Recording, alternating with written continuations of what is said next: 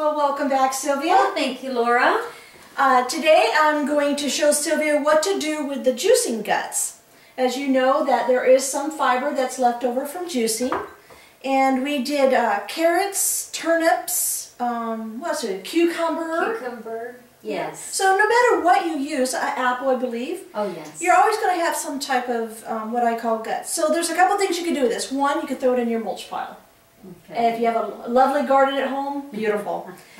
Second thing, if you have chickens at home, it's great chicken feed. Oh, okay. But if you want to play with your dehydrator, oh yes, yes, absolutely. There's two things we can make. We can make what I call vegetable crackers. Oh, nice. And we can also make vegetable bread. Wow. And these are all raw, and we can make them high in omega-3s. Awesome. Okay, what do we need to do? Okay, first I want you to take this and dump it inside the Vitamix. Lovely. There you go. Okay, and go ahead and put that cover on securely. All right, it's going to be a little loud. Why don't we go ahead and just blend those up slowly. Okay. Well, welcome back. We just Vitamixed, or food processor is a better choice. We took the guts from our juicing, and this is what we have left. It's all masticated up. And so we just plop it into our bowl. And if there's any really visible big chunks, we can just throw those away. Okay. So Sylvia, do you know anything about omega-3s? Very little. Omega-3s are the vital essential oils that we need. We have omega-3s and omega-6, and because of the diet of America today, there's an imbalance of 3s to 6. So whenever we can add 3 in, it's a better choice. Okay. So some choices of omega-3s besides fatty fish are some seeds. We have flax seed. Okay. We also have chia seeds. Excellent. And if you want to go wild and you can find it, you can get hemp seeds. Oh, wow. And you won't get high off these. Are you sure? I'm positive. So what I do is I just add, quick measurement. Look at that. Boom. Okay. How about if you stir that up for me? Sure. And I also like to add maybe a teaspoon of salt.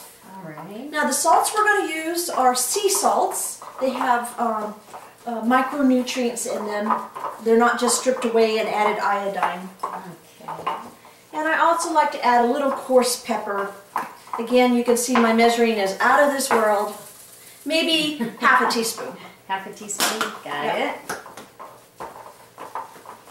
And that's it, right? That's it so far. Wow.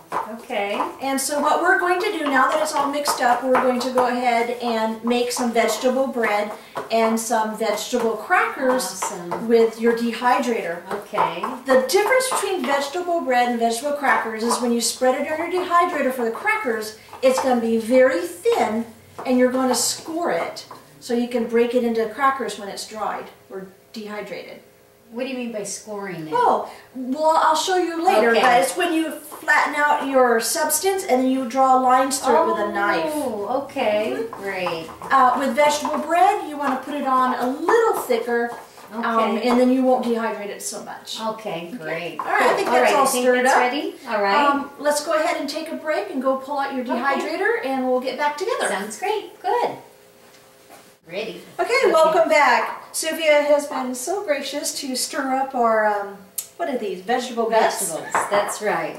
And we're going to go ahead and make vegetable raw bread and vegetable raw crackers. Yeah, awesome. I like that. With flax seeds. Okay, with flax seeds. Perfect. I've noticed my different recipes for the breads, I've tried different herbs inside them before, and it just really doesn't work. Plain is best. Really? And then you can, when you add your cheeses or other vegetables or meats or nut cheeses to the bread, then you get more of the flavor of that. Oh, excellent. The vegetables are flavorful enough. Okay, very so good. What we're going to do is we're going to break this in half. And we're going to make two little piles. One's going to be our cracker pile, and then one is going to be our bread pile. All right. Isn't that pretty? That is very pretty. So we're going to use our hands. Okay, what do Go we ahead. do? You're going to spread this out as thinly as you can, and I'm going to make mine a little thicker. Okay.